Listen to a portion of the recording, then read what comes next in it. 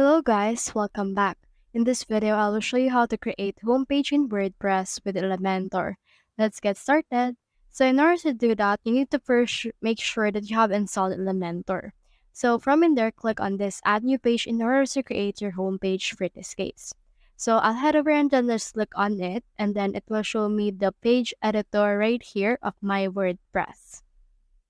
So you can choose in here a template, but for me, I'll just choose in here a blank page. So I'll head over and click on this one, and then I'll just name it home.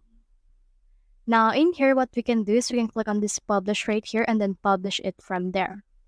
Now, while it's publishing, let's just wait for that.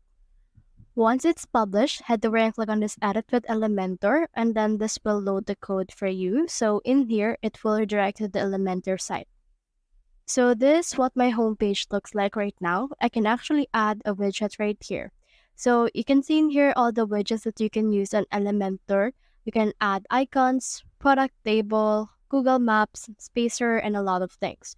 For example, in this case, let's head over and add in here an image. So you can just drag them right here, or you can just head over and add the plus icon. Now you can change your image resolution. As of right now, it's large. You can make this thumbnail. You can also make this newspaper article or blog depending on your liking for this one. For me, I'll just choose in here medium large, and you can also add in here a caption, which can be an attachment, or it can also be a custom caption.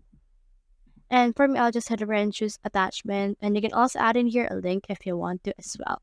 Now let's head over and choose the image that we will use. Now in here, you can see in here your media library, or you can also upload files that you have. For example, for this one, I'll just upload here my logo and click on select. Now you can make this smaller. Now you can also change this. And as you can see, it's smaller now. You can also just drag this wherever you want to put it as well. So just head over and then just choose which one is actually the one for you.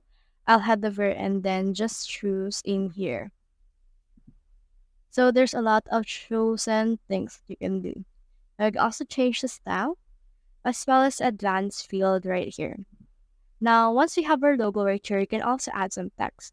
So in here we have our text editor, so you can head over and then just drag it from in here. And as you can see, it will be added just in here. So for example, let's just say something like welcome. So you can put in here anything that you want to add.